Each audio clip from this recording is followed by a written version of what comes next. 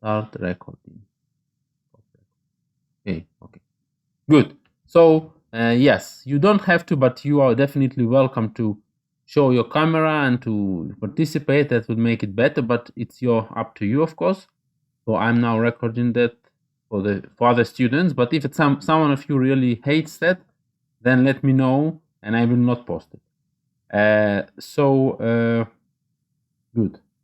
So let's now start with the finishing of the previous tutorial. And now I'll need your cooperation at least in telling me whether you see what I share now. So I will now share some stuff. First, the previous tutorial.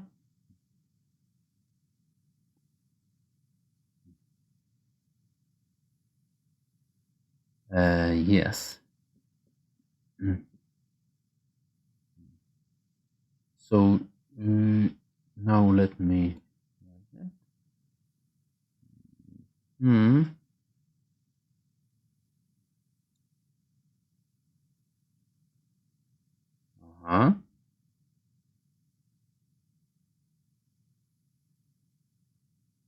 Present a window. Now.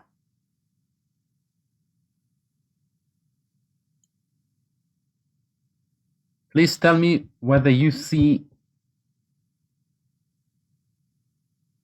my screen. Yes, we can see your screen. Yes. Great. So I'll now also open. I will try. What I will use now is what I used to use during the pandemic teaching. I will use basically a graphic tablet, and I'm highly non-proficient in that. So if you don't manage to read what I write, as usual, tell me please. You.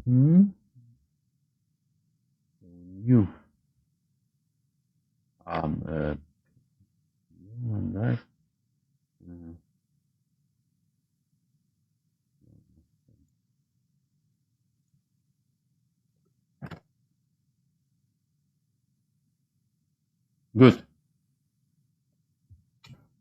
We are almost done with the setup. My apologies for the technicalities.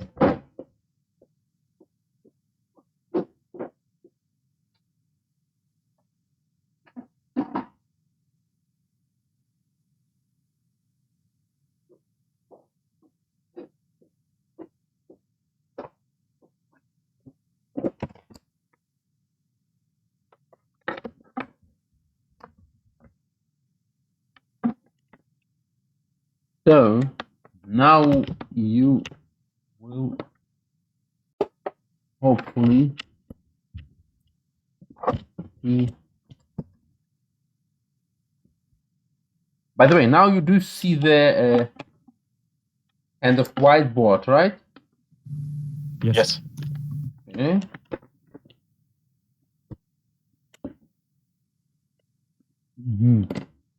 I don't. Oh.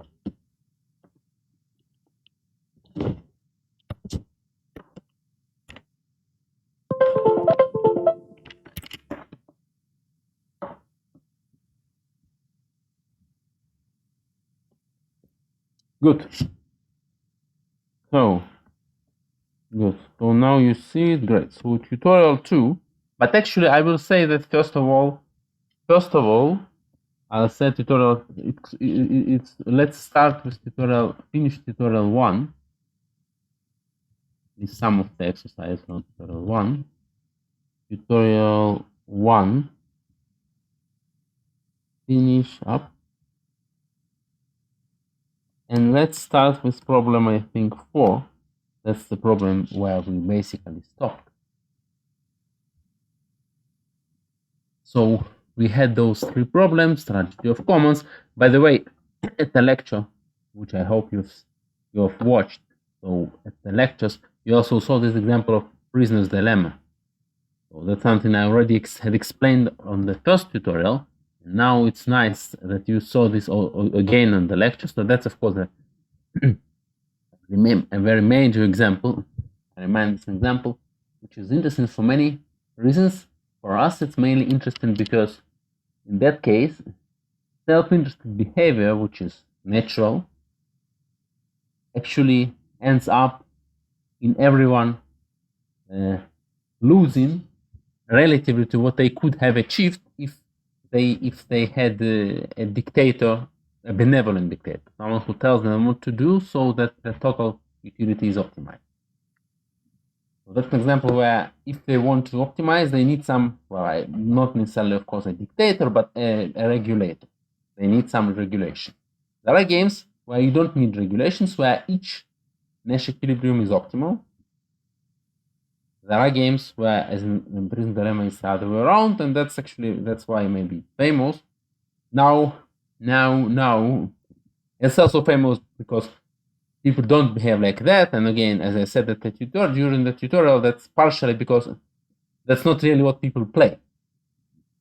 So let alone that people are not rational, that people don't perceive their utility, what they want, as von Neumann Morgenstern assumed, as we assumed during this course, what's called the linear expectant utility.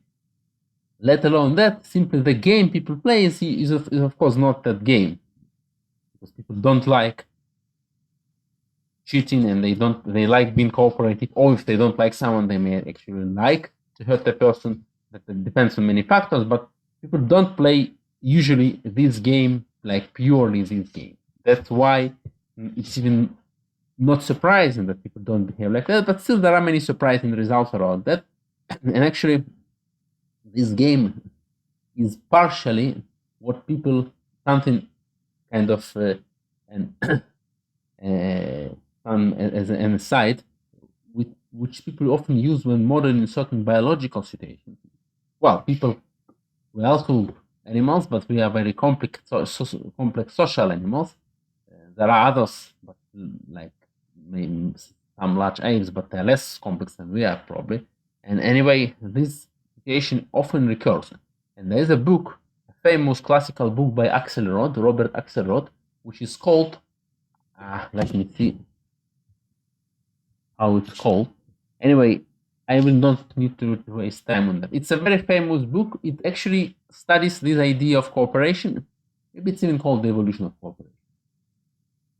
And it studies indeed what is the best way to play this game when you play not one round, but as we assume, but a repeated game, and you don't play it this way. There are many variations. But he really wrote a whole book where he basically, partially, he studied that through simulations. And that's really something which at least biologists like to talk about. So if you know the name of Richard Dawkins, he basically wrote about that. And the guy who is really a great guy in that area is probably Maynard Smith, who also was a famous biologist. Maybe he was less popular than Dawkins, but he's maybe as a biologist more important even. And he also studied another game which we will see for the sake of biology. So these actually are examples of applicable game theory, which is even surprising that such a simple thing can be applicable. So usually in biology, of course, they often run simulation. So they don't ask because they assume that the game is more complicated and that the utilities change and all that. Okay, that was just trying to whet your appetite to learn that. And now let's go to our material, which is more theoretical. So, okay, the question 4. Represent traffic coordination game as an extensive game. Simple question to kind of drill down the definition. So, question, I remind you what a traffic coordination game is.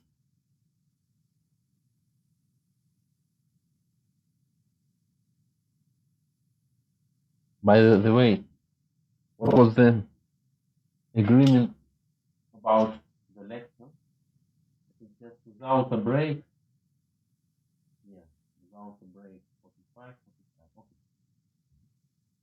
So the traffic coordination game, I remind you that it's basically a very classical example of that's what often people call the coordination game. Traffic is a story about it, but there are other stories which are modeled by that game, and that's usually a game which is represented in the matrix form. I remind you that it's just the representation. The game itself is the players and the strategies, the spate of the strategy properties, which is a Cartesian product of the strategies player 1 till n, and the vector of utility functions.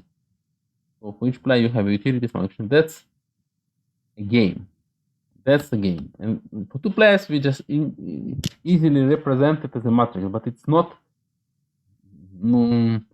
That's not the essence. That's a nice representation.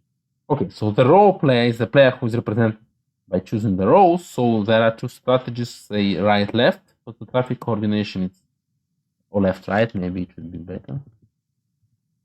Left, right, that one. Okay, never mind. Left, right, left, right. And the game is as follows. If they both choose the same side of the road, in their own direction, then they just safely pass one nearby the other one, but there is no danger. So then they say utilities are 1. Otherwise, the utilities are bad. So let's say minus 100. Doesn't really matter for the sake of this exercise. Maybe also this is not in general. You can think of other games, including real life. If you talk about traffic coordination, of course, the danger in collision also is not the same for both sides. If one player is a driver of a lorry and another guy drives a small private car, then probably the danger is quite different for both. But still, it's bad for both of them. So that's the game I mean. That's often called the coordination game. So that's only one example. Now let's represent it as an extensive game. So do you have suggestions? Let's see. Second. I'm listening. I'm just.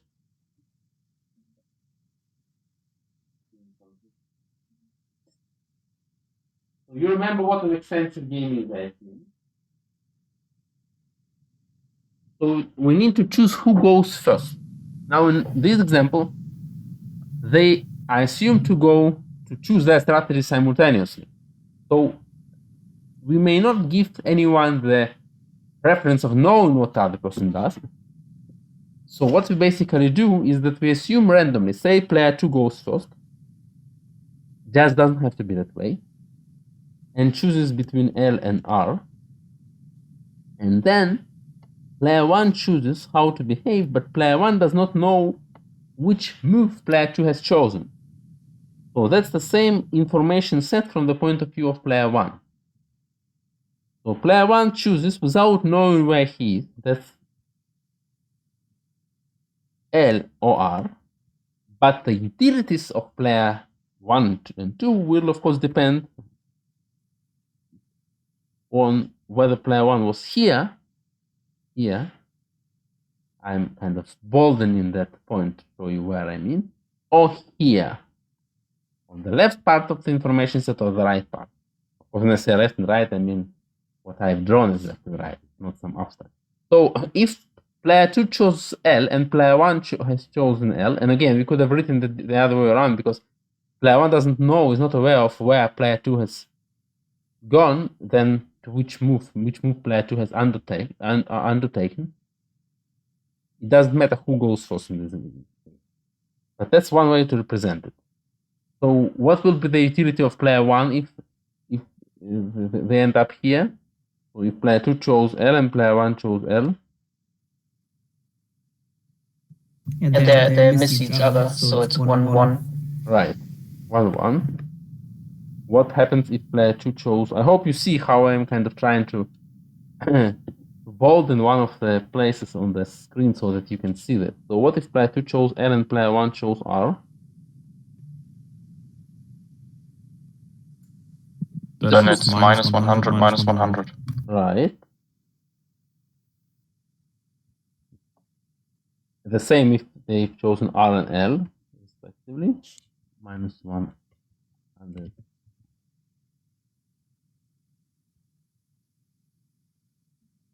And RR is of course 1-1.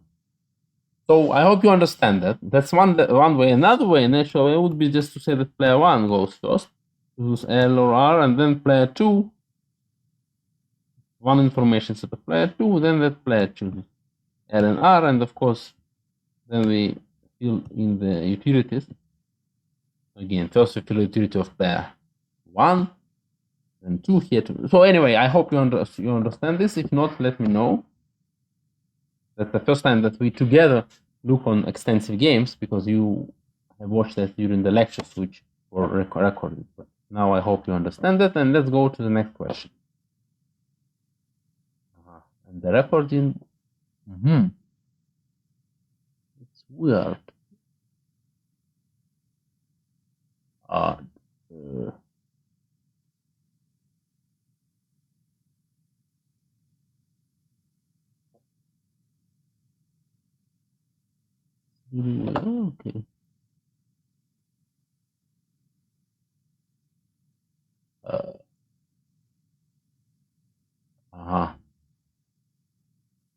I'm thinking how I can improve that.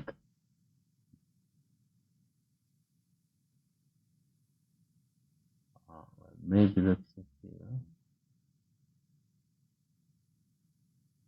Okay, never mind. It's important that we just record what I say also. But you know what? Okay, let me just make one last attempt to make. I apologize for making it only now. Let me just try to make one last attempt to record it properly.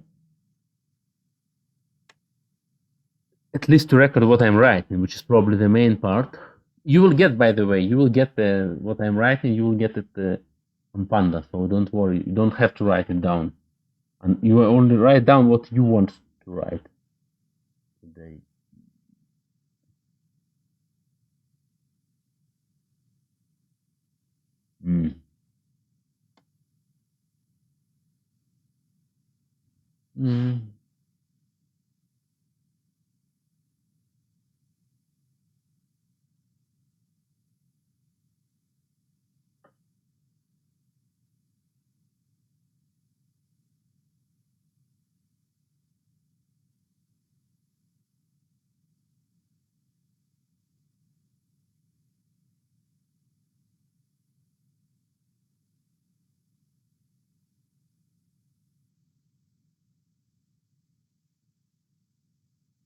Well,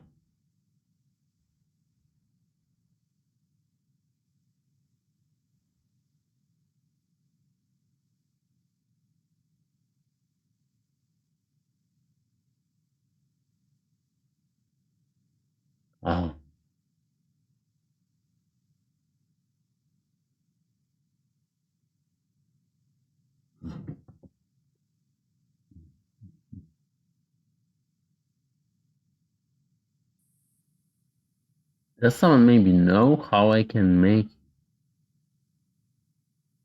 make this OBS program just capture the screen?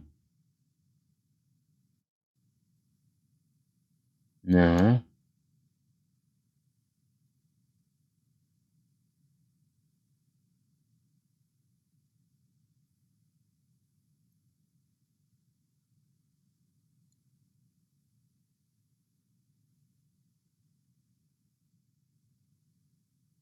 Okay, never mind.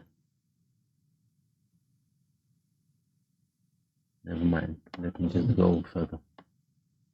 Good. Next question. Representing a strategic game, the opposite direction. So we have now an extensive game, and we want to represent it as a strategic game. So do you have any suggestions? That's going to be much simpler. So what are the strategies of player 1 in this extensive game? Player 1 can do A or B. Right. What are the strategies of player 2?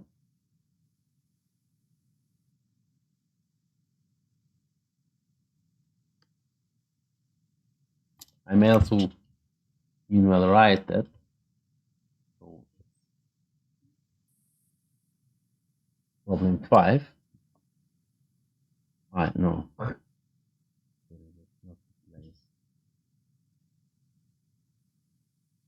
Problem 5. So the strategies of player 1, you're right, A or B. I remind you that the strategy of a player in an extensive game is basically a contingency plan, what to do at each and every information set of that player. Here, the situation is quite simple because there is no lack of information.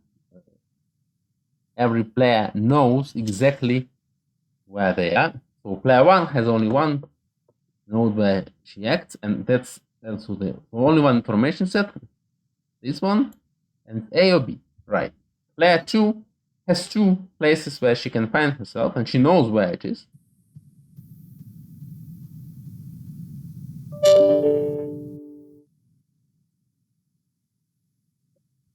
And if she finds herself at the 2,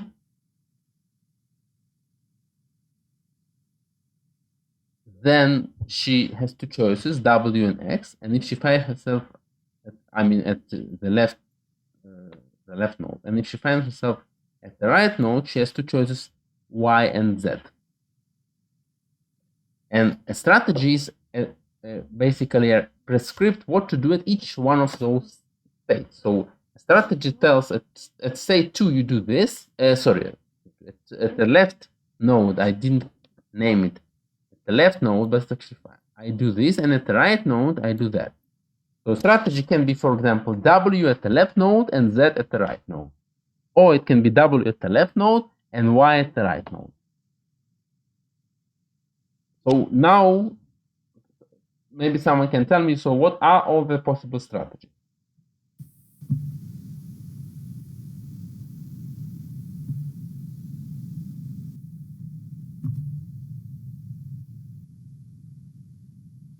I would say they have 4 strategies. One is WY, so depending on which path. The second one would be WZ, the third one XY, and the fourth one XZ. Right, exactly. 4 strategies for each one of the combinations of what they can choose at each one of the information sets.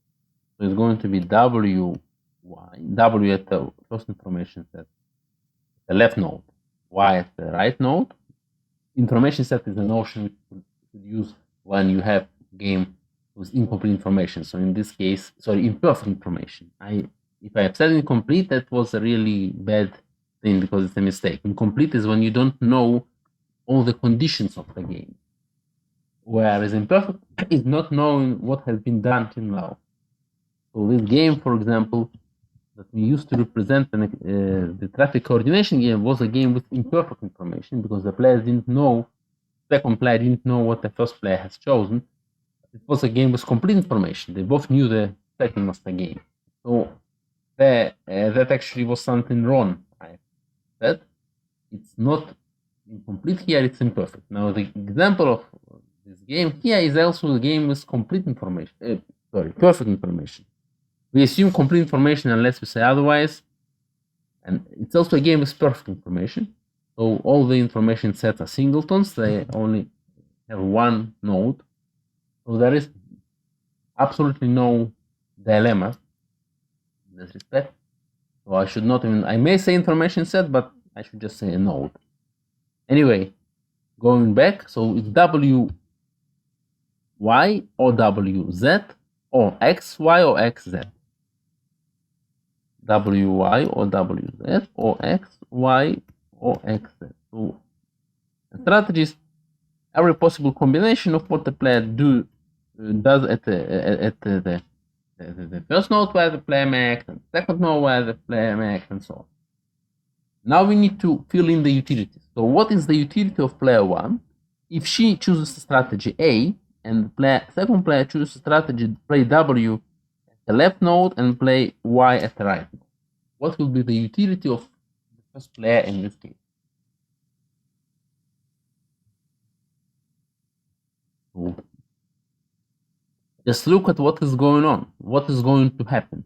Player 1, if she has a strategy of playing A here, she will go here. Where will then the player 2 go? So player 2 decide where to go at this node, the node which I have now highlighted. So where will she go?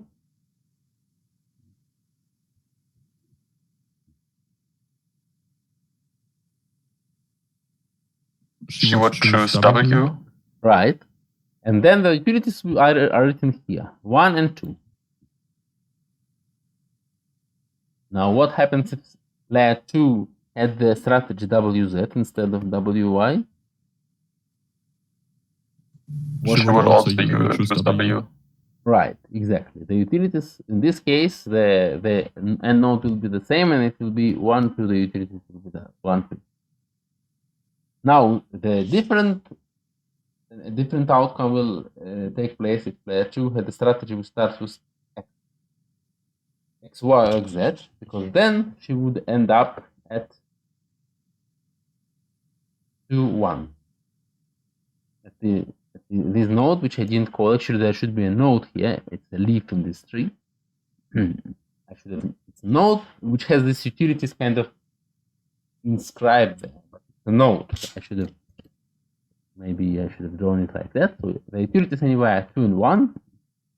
And the same if the second player chooses XZ, because what she does at the right node where she may make a move does not matter, since player 1 has chosen to go to the left node.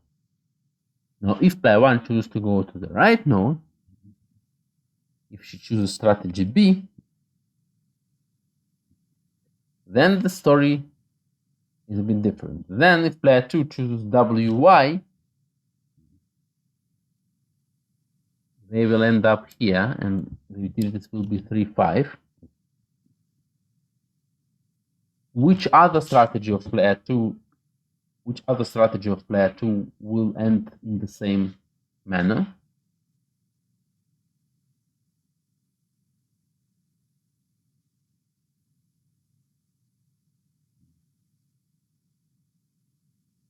So which other strategies of player 2 will lead us to the same lead? What do we need from those strategies?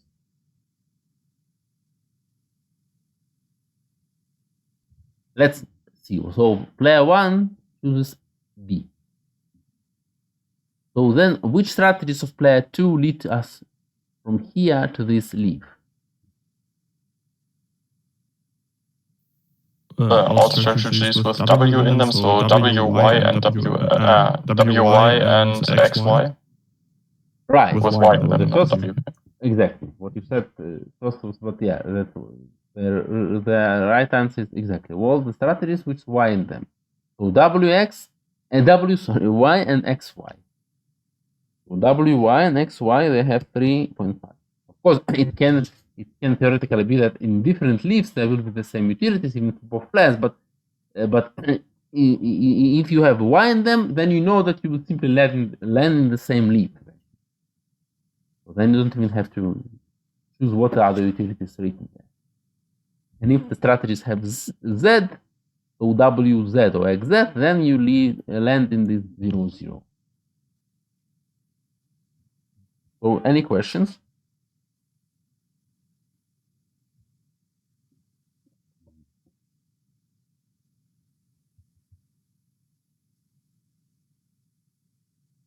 Okay, I assume that you understand it, and then let me move to the next question.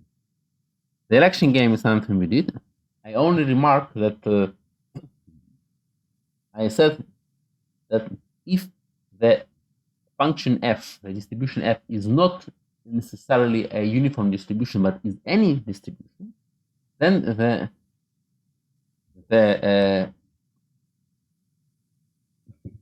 okay, let me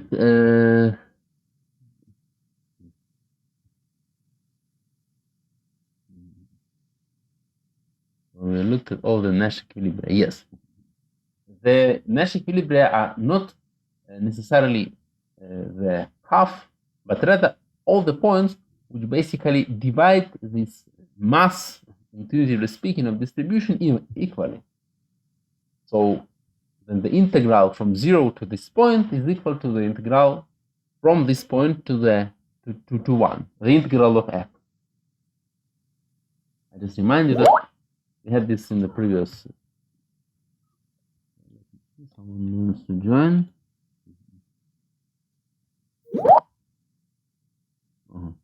I have notifications. Let me see.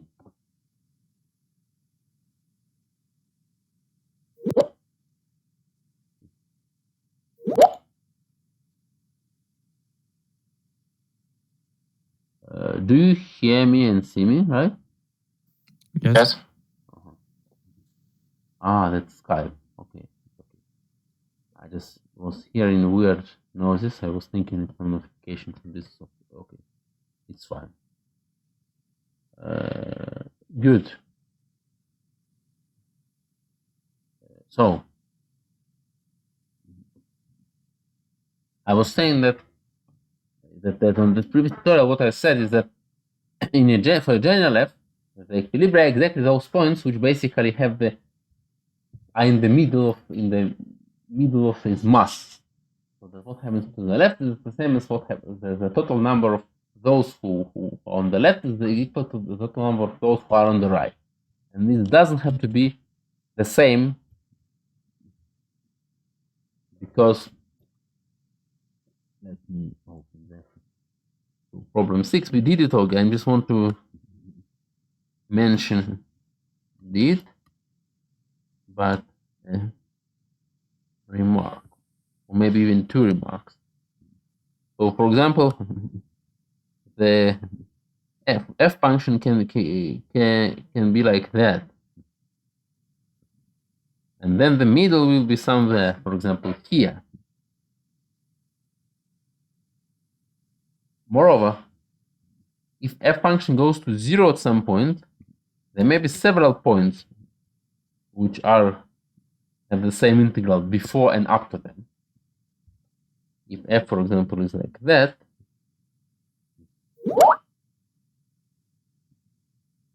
it can be that all this segment has the same weight, for example, of what happens here and here. But anyway, the condition is the integral from 0 to not 1 to this point A of fx dx is equal to the integral from A to 1 of fx dx. And the reason this integral, this A exists, is in general that there's at least one point like that, maybe more, is because of the famous intermediate value theorem, because the integral is a continuous function. So, and you know that the difference between those functions, you can just prove that the functions are equal because the difference of them can be 0.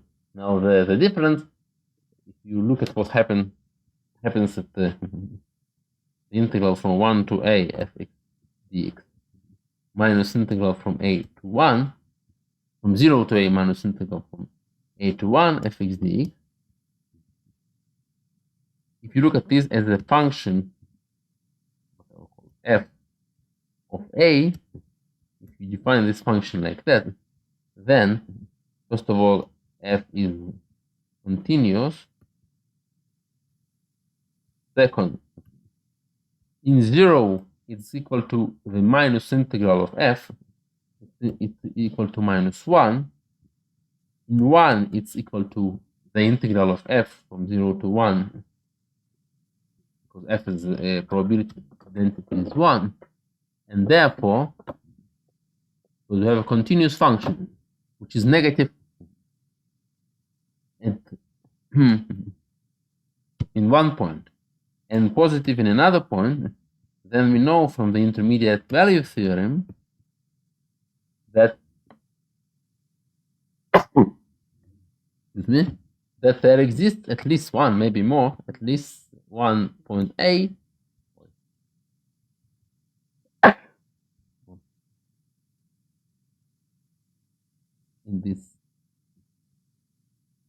in the open segment, open because we know that at the edge this is not the case, such that the f of A is equal to 0. And by the definition of f and the difference of those functions, f being equal to 0 means that the functions are equal. So there is a point such that But that's not the main, of course, part of this course. Just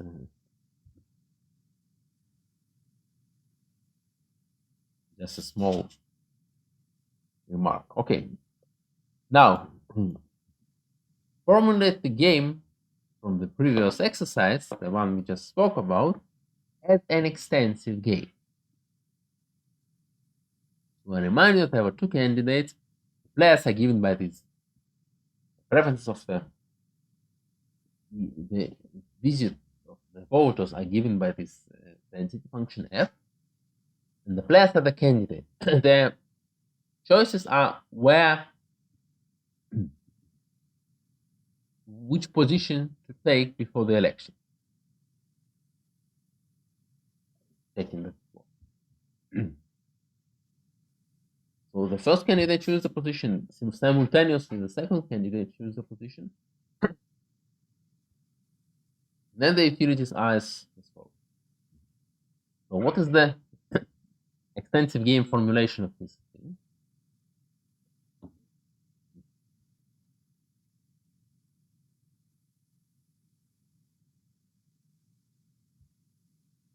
Let's assume the first candidate goes first.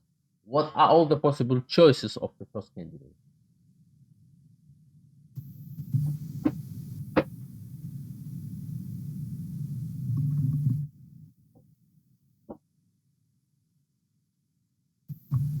I mean, you can pick any number between 0 and 1, but I wouldn't know how to draw that.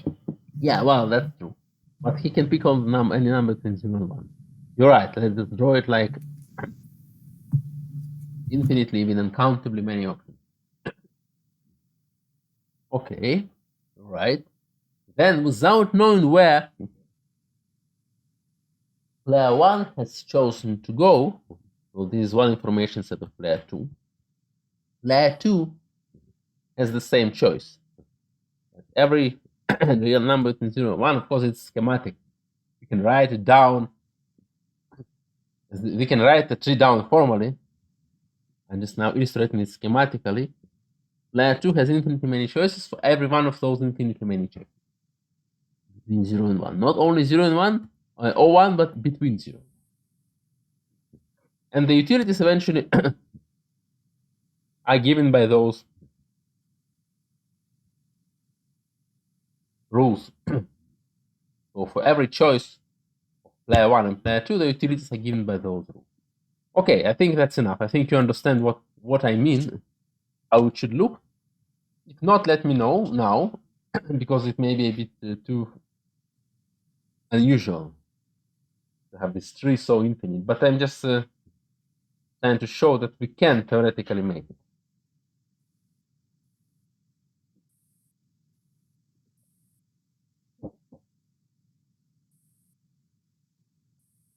Okay, so I hope you understand. Then go into the next question. It's the last question. Okay, that's the last question. Great. 1 second, please. So the question is about providing an example of games with different problems. I remind you that the lecture you have seen editions of games with different problems. So now we need to just to provide examples. Game with different problems. And I just need to find my handkerchief. One.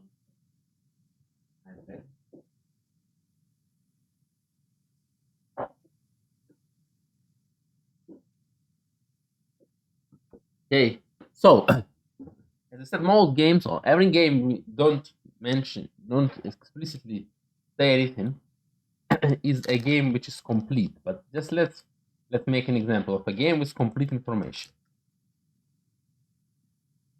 So who wants to start? Or to just maybe several examples?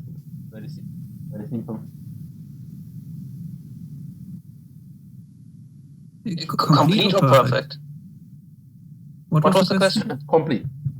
So the first, it can be also perfect, but I don't demand anything on that respect. The first, you see the exercise, right? So the first exercise 8, the first question: provide an example of a game with complete information. Maybe with perfect or with imperfect information. So any combination is possible. We can actually draw it as a matrix. You know what? It's not the same matrix as the game, but let's just make it nice. So problem 8. Examples. It's nice to. Most of the class we are going to talk about games with complete information, and they're not they will be in the beginning not extensive, so it's not relevant to say whether they have perfect or imperfect information. If you need to model them extensively, you usually would use imperfect information, but we don't model them extensively usually. At the second, in the second large chapter, we are going to talk about extensive games, and then we will actually usually use the extensive games with complete also and perfect information. Thereby, we will have kind of a narrower class, an easier class of games in the second. Not only are they going to be with more details, but it's going to be easier to tell something about. But let's just draw those options. So complete and incomplete.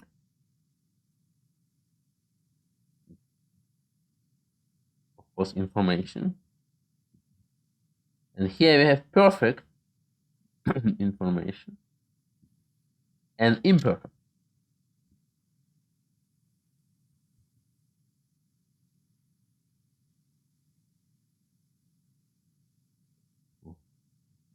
So now let's provide some examples. So a game with complete information and perfect. So let's say just first of all, if you look at the strategic game, there is no notion of perfect and imperfect information. We just can talk about whether it's complete or incomplete. So, for example, we assume that all the games we have seen have with complete information. So, Prisoner's Dilemma, whatever. We don't even.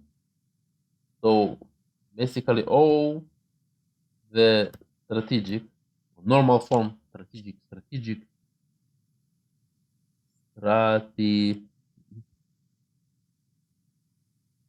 form till now.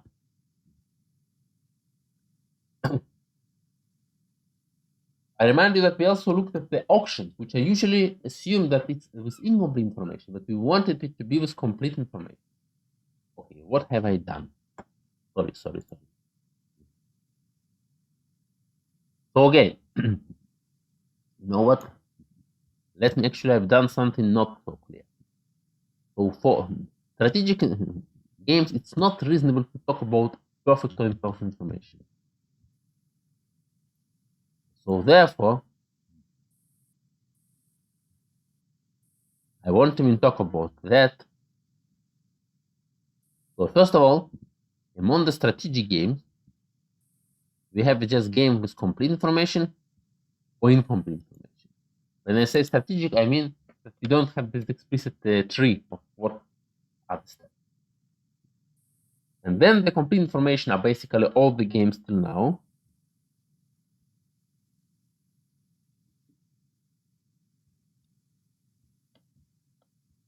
All the games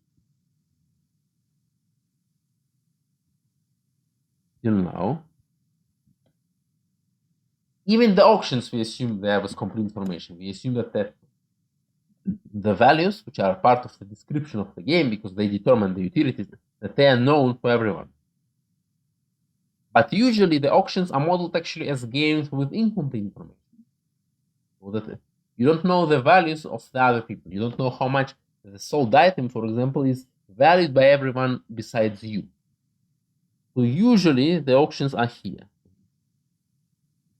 So we made it here for simplicity. Because the Nash Equilibrium notion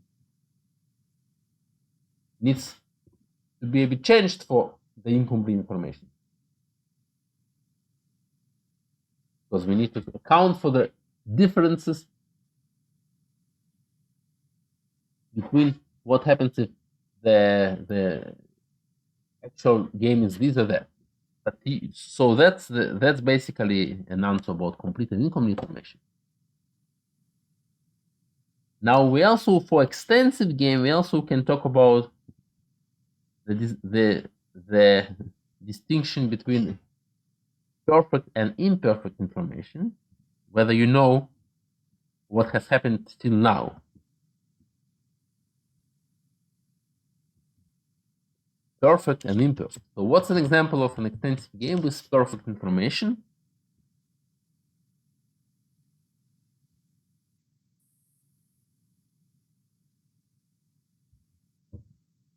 Or the strategic form game. What's an example of an extensive game with perfect information?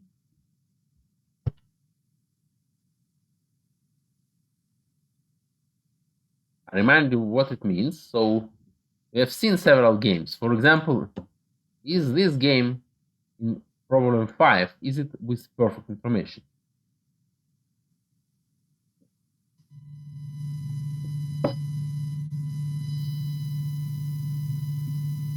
Does player 2, when she acts, know where she is, know what exactly player 1 has done? Does player 2 know whether she is here or here? Do you hear me, by the way? Yes, I would say yes. Right. Because they have to choose between doing W, X, or Y, and Z. They can't do that if they don't know if player 1 did A or B. Yes, exactly. Graphically, we would have mentioned, if they didn't know, we would have just drawn one circle around. I hope you see my mouse now. So we would have just drawn one circle around them to mention that both states of player 2 are the same information within the same information set. But then, like you rightfully said, the necessary condition would be that the possible outcomes are the moves are the same. It cannot be that here you have W and X and there you have Y and Z. Then you would have the same options like W and X from both, and you don't know where you are. You just choose W and X. So for example, a game with complete information, basically any game, let's say, that looks like this. There are no like two sets which are together. So when you have a game which looks like this, which has a non-single information set, then it's a game with incomplete information. I hope you understand this schematic approach.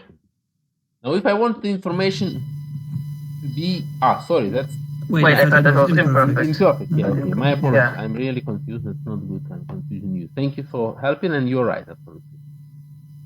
That was all for complete information, as we usually assume. In this course, we always assume complete information unless said otherwise. So that's simply it can be imperfect sometimes, also rarely. Mostly when we need to model a strategic form game. So in this case, want something imperfect, it will look like this. But that's just a schematic description. It will be indeed like you have exactly the same, say A and B, and it's not enough. It's necessary, and we also have the same information set. So there is at least one information set which is not single. So at least once there is a player who doesn't exactly know what has happened before here. Now, just for fun, what are examples of a game with incomplete information? Not incomplete. Which is, let's look about extensive games with complete and incomplete information, just for fun. So of course, the games, you can think of an extensive game with incomplete information, then you don't know what happens with the other person. So for example, let's look at a reasonable example. Again, you have auctions which are described as extensive games. So one person does that, say in English auction, that you just can tell how much you bid, and then the other person can outbid you, and so on and so forth. So it's also possible to describe such a process as an extensive game, not what we did on the lecture where you saw this, first of all, we assumed it's complete information. We assume the values are known. Second, we also described this as a strategic game, and we looked for Nash Equilibrium. But it's also possible to talk about incomplete information and extensive. So, as I said, it's natural actually to assume the options are incomplete information, but sometimes they can be looked at as strategic form games when you don't distinguish between the order of actions, and actually sometimes they can be looked at as what you do and then what another person does and so on. So that also can be the answer for incomplete information with perfect information can be options with open bidding. So when you see what other people do, you know what has happened, that's perfect information, and you don't know their value, that's incomplete. But it can also be that the bits are sealed, so just send your bit. Well, usually then it's not actually modeled as complete information game. As an extensive game. If the bits are sealed, then usually you assume that they just do it simultaneously. But let's look at a more natural example of a game with incomplete information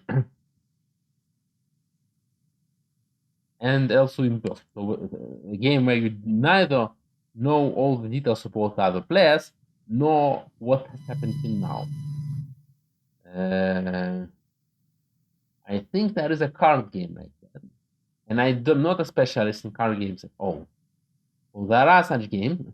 I think either Bridge or some other card game had that. But you never know all the details about the other players. For example, what exactly, how much they value this and that, and nor do you know all the moves which have happened till now. Let me think about some other example. Let me see what I have written in the answer.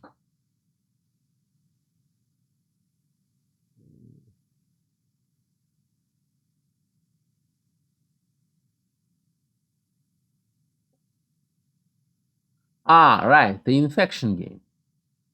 So these are my solutions. So look, complete are most are examples, such as prisoner's dilemma, but basically most are examples. Incomplete is the set private value option, not the ones we looked at, for example, at the selection, but private, when the values are private to the only the person who has those values. Perfect information, for example, this game is called the Cuban Crisis. There are two players, you remember the US and the Soviet Union, and they chose what to do with the missile. They knew what the other person does and they just reacted. That was a perfect information game. Now it was actually, we can say that it was it complete? We can model it as both, because it can be also, either as that, as complete. We cannot model it as both at the same time, but it can be both seen as a complete information game, because you do know that the other person does not want to be bombed or something. But you also can, of course, model it more realistically, where you don't know all the details about the other country, and then also an incomplete information. But let's look at the example we wanted. The imperfect information was the infection game. We didn't know exactly all the moves, and you didn't know, most importantly, the infection status. But in this case, I think it was actually complete. It's not an example of an imperfect. I think that it's not a combination we need, because actually in that case you know this. I think I have it somewhere. 1 second, I will look it up. I think it's a card game. Nice example. It's not something we know. We need, sorry. No, not something we need at this course. I just.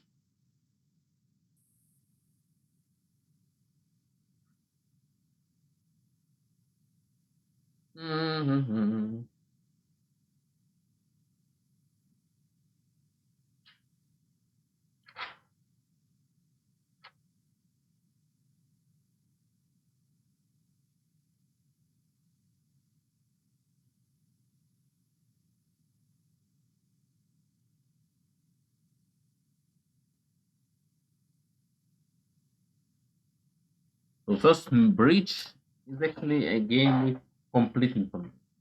I was wrong. It was simply imperfect. You didn't know something. What would be poker, for example? I don't know. Because I don't know poker well enough. Oh, okay. So my fault. I know it's a game which is often used as an example, but I cannot answer it.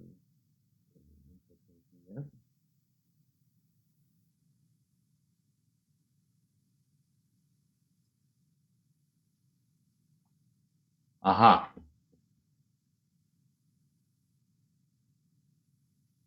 Well, the example with so when I was, you have this just sealed bid auction. So everyone sends the bid, and it's sealed. So nobody else besides the auctioneer sees the bid. Now, let's say, and you can say the person who sends the highest bid wins, and they face the bid. The second bid does not matter for the sake of our question. This is a game, of course, with incomplete information. You don't know what the other values of the others. You don't even necessarily know who are the others. So that's actually something usually people assume that you know all the players, but you may not know their values in incomplete information, their utilities in other words, incomplete information. But also, in this game, you don't necessarily in reality know all the other players. But I also have here that it's a game with imperfect information, so you don't know what the others have written. But I would not model it as an extensive form game, but actually you can model it, because you can model it also with some other event.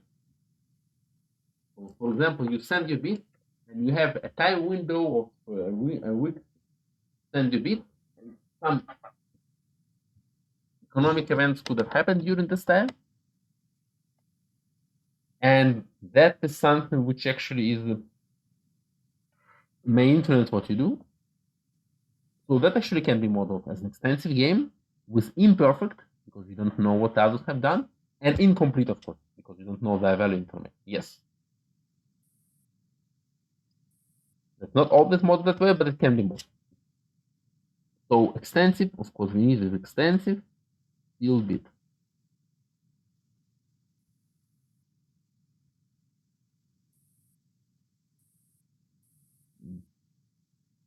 Okay. We usually look at complete information. That's definitely the default. Our default. But when you look at auction theory, your default becomes actually incomplete information. That's our default. And I just also emphasize that this is not a game description, that's simply a table. Good. So now we go to tutorial 2.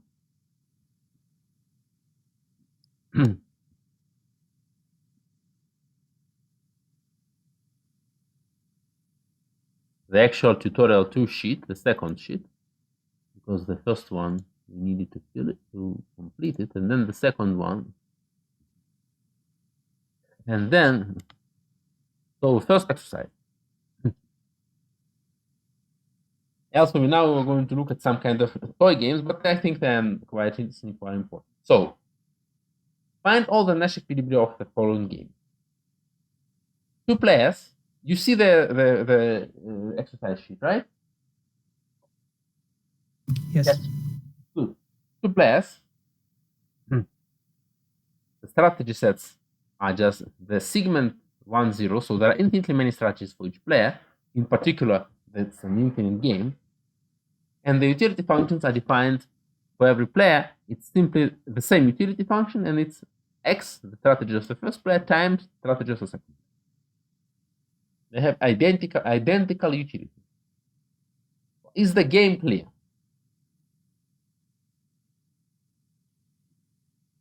If you draw it as a matrix, yes? Someone said something. I apologize. I didn't. Yeah. I said yes. Great. Thank you. Yeah. Great. I just I just was thinking maybe I've missed something. Question. Good. Poker should be incomplete. Yes. So someone asked about poker. My apologies. I don't know.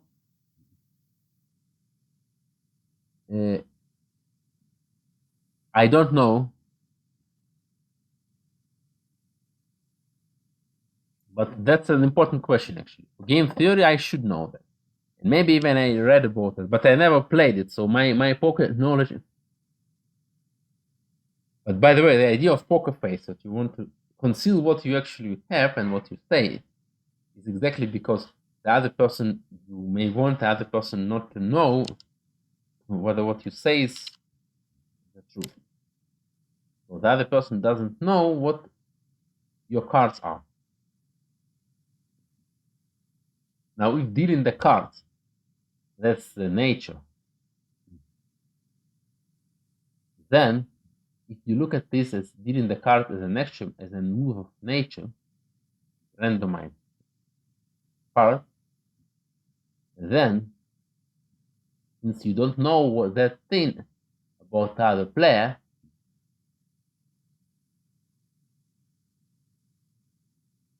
it's incomplete information. If you model that way. Sorry, it's imperfect information because you don't know the move of nature. So to answer the question which has been written here, it's imperfect information if you model it. But maybe you model it differently. Maybe people model that after the cards are dealt, you just have the game, and then you just don't know the values because the cards determine the values you have. So okay, then you may have the game. If you do that, so that you assume that the game you have is random, but I don't think you do so. So if I understand correctly, at least this part that you deal the cards you don't know their value, then it's an imperfect. It's a game with imperfect information. Do I have something about poker here in my notes?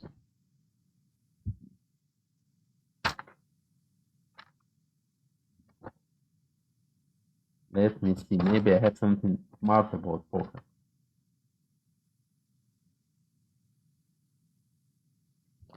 So chess, another example is of course a game with complete information. You know all the description of the game, who are the players, what are the utilities, and all that. And of course, this complete with a perfect knowledge. You know what has happened before now.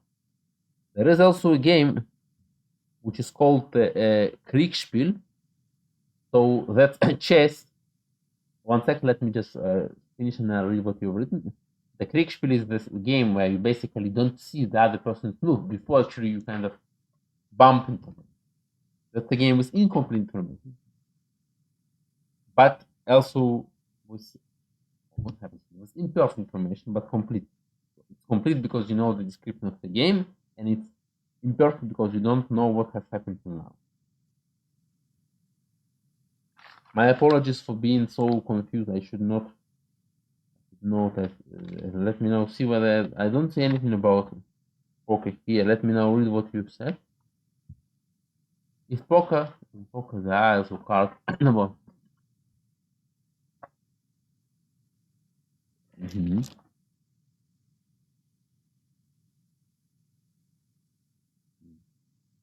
You know which card? Okay, but the cards which you're right. So if in poker you have cards which can influence the utilities, but you know and you know them, then you know which cards are revealed so far, but you don't know which card will be revealed in the future. So that's incomplete information, right? Well, actually, that's a good question. So it depends on how you model that thing. If you model the cards as something which is a random part of the game, it's just game with randomness. If you know exactly how if there is no extra thing there, no, I think the utility should not be dependent on, should not be random. Again, it depends on how you model, but I think that still that those cards on the board. I understand that they are dealt randomly. You don't see them in the beginning, not all of them. You see this part of the deck later, but they're dealt randomly. So that's not something which is about incompleteness. That's something which is about imperfection. Incompleteness is something you don't know about the utility. You don't know about the description of the game. So if the other player is given a random value, then it's something you don't know.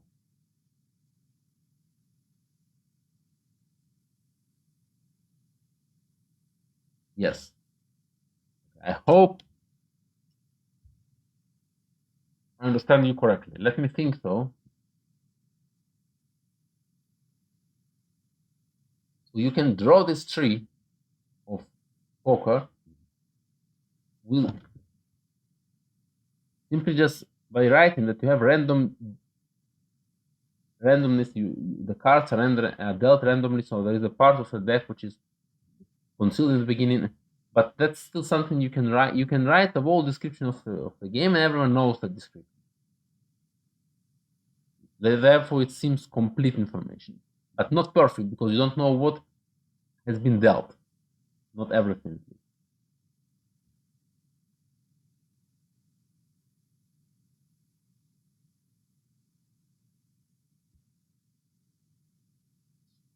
Maybe you also can speak about, yes, because if you want to have these cards which are dealt every game being in as something random, if you want them to be a part of the description of the game, then the game itself will be randomized every time. I think that's too much. I mean, we can think about that, but that's not what we want. So I would say that by the description I've understood by now, it seems like it's a game with incomplete and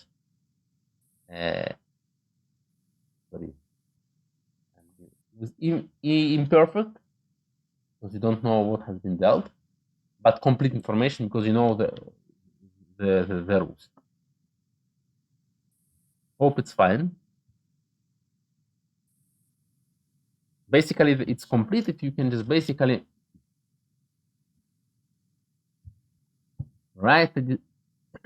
Let me just write it so it feels like we are not kind of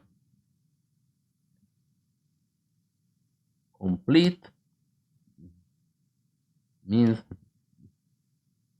description of the game is common knowledge. By the way, the notion of common knowledge is actually quite complicated, but it means that both players know that. Moreover, all players know that. Moreover, every player knows that every other player knows. Moreover, every player knows that every other player knows that every other player knows, and so on ad infinitum. So that you know that not only that you know something, but also the knowledge of knowing that is recursively true for everyone. Now, we don't need to go into the depth. I simply tell you that this is what is called common knowledge. Unlike actually the notion of mutual knowledge, which is simply that everyone knows that. So common knowledge is much stronger. And that's important because sometimes you don't know, for example, you may have sent something to another person by mail, the other person has got the mail, or even better, by post, the other person has received the post, and the other person knows that thing too. It's mutual knowledge, but it's not common knowledge because you don't know that whether the other person has received it. But that's again something we don't go into now. What we do want is to say that complete means that this completeness means that the description of the game is common knowledge. Everyone knows exactly what happens. What is the game tree, or what is the description of the players, strategy, profiles, and the utilities. Everyone should know that, or the tree, or whatever. This is common knowledge. It seems, by what I have understood, that the description of the game called poker is common knowledge. On the other hand, perfect perfection is that everyone knows here is nothing common. Is that every player I knows exactly what has been occurring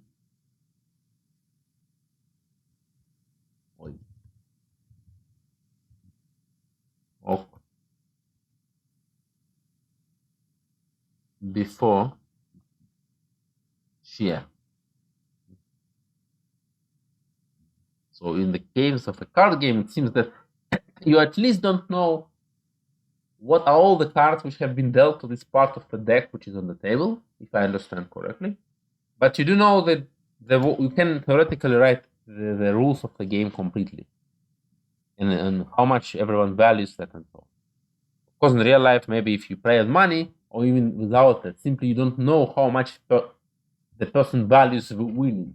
It depends on the preference of the person. In real life, you can even model that more complicated. Okay, so I think that let's go to the next question because that's more important. That's more what we are going to do this course. So find all the Nash equilibria of this game, and then there are other questions. So first, let's find all the Nash equilibria of this game. Any suggestions? Any thoughts?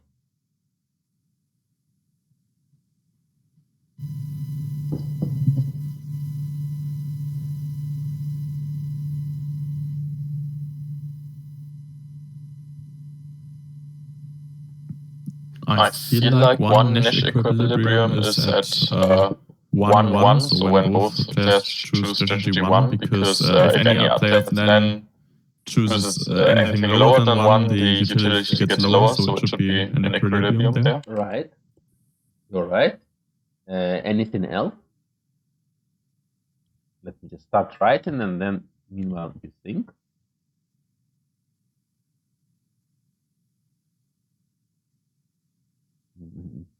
So the set of Nash equilibria here, and E mean these letters mean the set rather than just the word Nash equilibria. First of all, there is 1-1. Anything else? The set, the curly braces mean the set, and then the one profile is 1-1. Yes? I think another one is the 0-0. Because if only one player changes his strategy, then the score will still be 0 because it's a product. Yes. There is no reason for the other one to lose. There is no strict gain. The other one will not lose, but they will not gain. Anything else?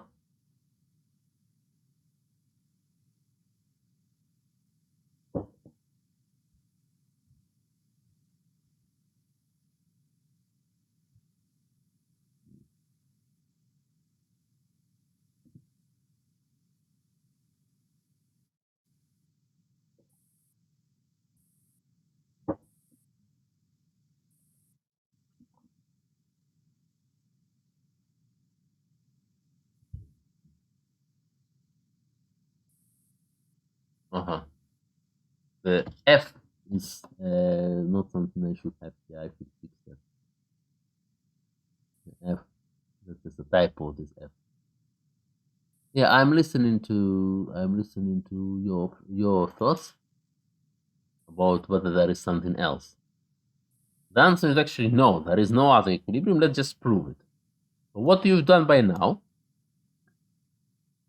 you've basically proved Y11 and 0-0 are equilibrium. What you also need to prove is that the other no other profile is an equilibrium.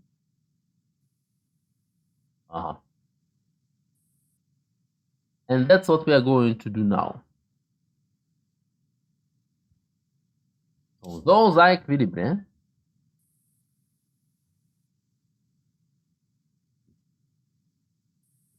But I think I'll answer later. No other profile x, y belongs to the set of equilibria, and that's what we need to prove now. Because, by the way, the fact that 1 and 0 equilibria also we need to prove, but you basically said why it is. So it was, we can write it, but let's not waste time during this tutorial. But of course, formally, you would need to prove it. Now, means a one-line proof, but you need to write it. Now, here, it assume that we've done it by picking no other profile.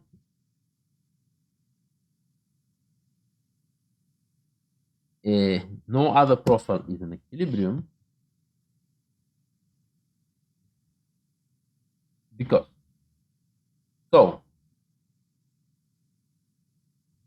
since we assume it's another profile, assume that without loss of generality, they cannot be both 0 because it's not one of those.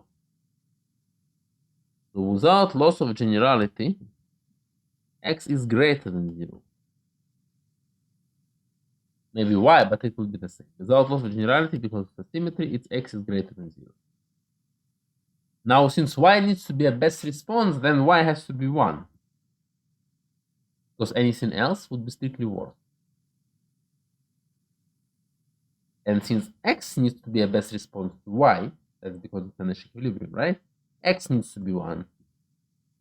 Because anything else would give player 1 a strictly worse utility. Also player 2, but x is the choice of player 1, so we look at how this influences the utility of player 1. And then, that's basically the profile we already have listed, 1, 1. So there is no, it cannot be something else. So that's, indeed, these are the only equilibria. Another question, what about weakly or strictly dominant strategy?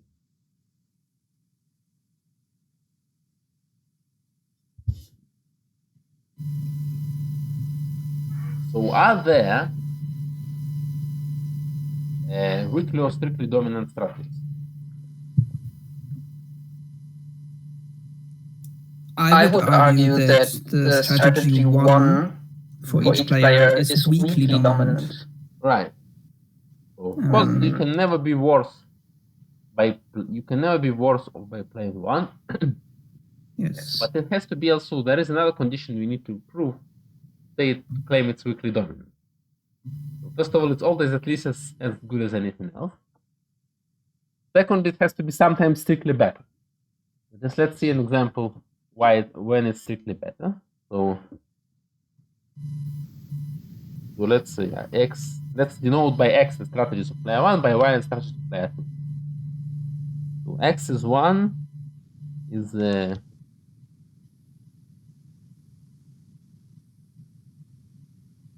we dominant because first, like you said, the utility of player 1, also 2, but looking for player 1 because was playing 1.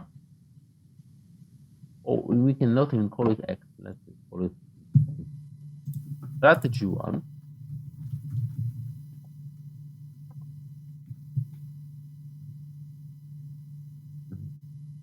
For player 1, strategy 1 is weakly dominant because the utility of player 1 when she plays 1, another one plays x, is always at least as good as the utility of player 1 for any x prime she might choose. And that's for any y. For any x prime in the strategies of player 1 and for any y in the strategies of player 2.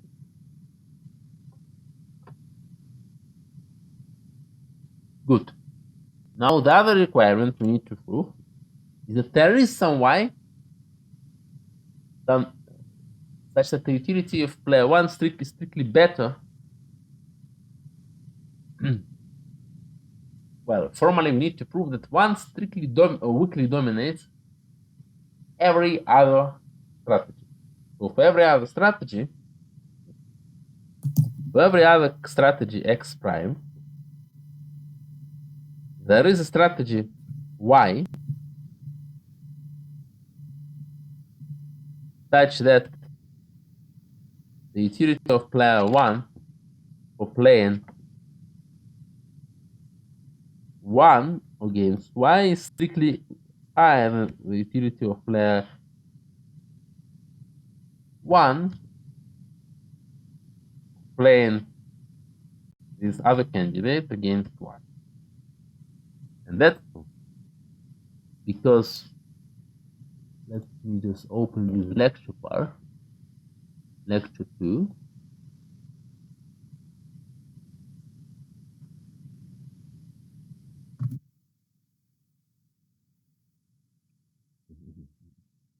So being strictly weakly, now we are weakly dominant, it means that it has to weakly dominate everyone else. What does it mean to weakly dominate everyone else? Strategy SI weakly dominates strategy SI prime if first of all, it's always at least as good as the strategy SI prime. Second, there is some sub-profile of the others such that against that sub-profile, it's strictly better. This sub-profile of the others may depend on this SI prime. So it can that you are strictly, you need to always be at least as good as everyone else. But when you are strictly better may depend on who are you talking about. So I am better than John when Mary chooses that, but I am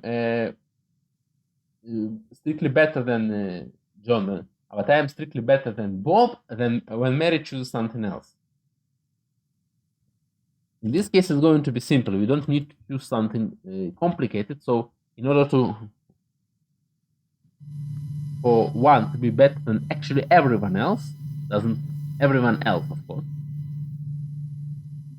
So for every x besides, for every x besides 1,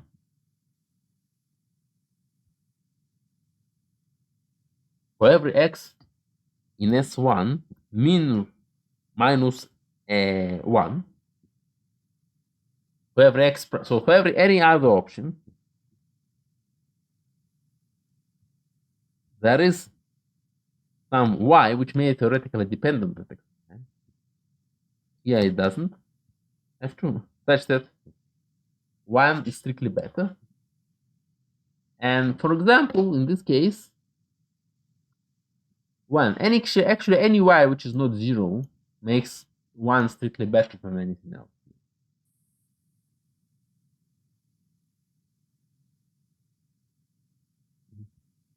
Just pick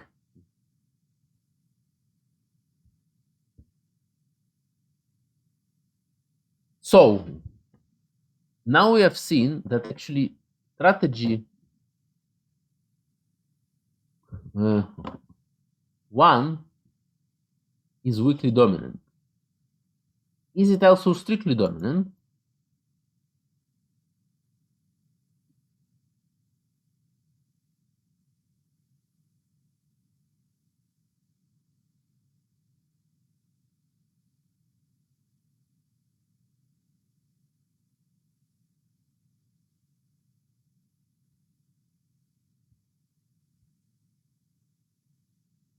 The answer is no.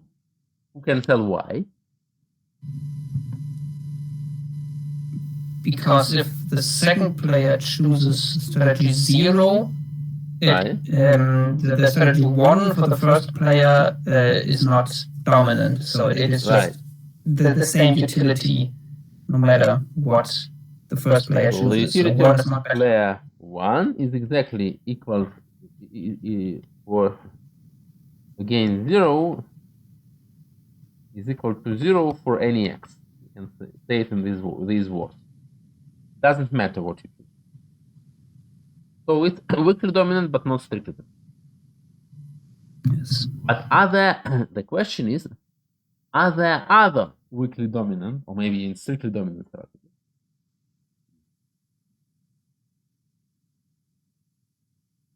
Is there anything else which is, for example, weakly dominant besides strategy 1? Let's try to maybe just say it without writing it because we don't have much time. So no, there is no other strategy which is weakly dominant. When a strategy is strictly smaller than 1, it will be strictly worse than 1 when the other player plays something which is not 0. It cannot be weakly dominant. So this is the only weakly dominant strategy. Therefore, it's the only candidate to be strictly dominant, and it's not strictly dominant, as we have just argued. So the only weakly dominant strategy is 1 for any player. And the only, there is no strictly dominant. Now, then the question, what about iterated elimination of strictly dominant strategies becomes trivial. Since there are no strictly dominant strategies, then the process of iterated elimination simply immediately terminates, and it simply leaves us with the original strategy set.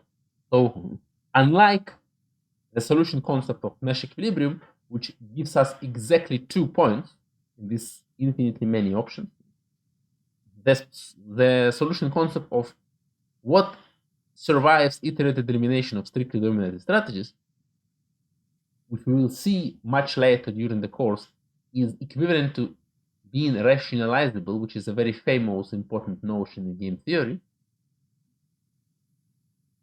That thing is simply giving us all the... So it does not constrain anything. So you see an example of 2 reasonable solution concepts. Of course, what 2 reasonable solution concepts give us really different predictions. Nash equilibrium, which may give many predictions, even infinitely many, in this case gives us exactly 2 options. Intuitively, it's clear why there are 2 options. It's always better to choose 1, unless the other person chooses 0, then you don't care. But the strictly dominant iterated elimination of strictly dominant strategies does not constrain us at all. Okay, I think that was enough for today. So, any other questions or about anything?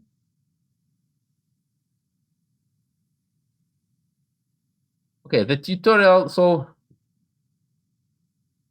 we will of course get back to tutorial 2 and on the next tutorial. By the way, I remind you, you will probably see it later, that actually these games constitute a nice example that when you delete infinitely many strictly dominant strategies, there is a similar game where you show that actually you can delete a Nash equilibrium, something which cannot happen if you delete finitely many strictly dominant strategies, as we proved in the lecture. You will see this example at the lecture if you have not seen it yet. So these games are just nice for examples. Of course, they are like 2 examples, but these are nice for examples. And you will have it homework at some point. Of course, I'll publish it on Panda, and I'll put the solutions for tutorial 1 on Panda, and I'll put what I have written today on the whiteboard on Panda too. Good. So see you next week. All right, bye. Bye.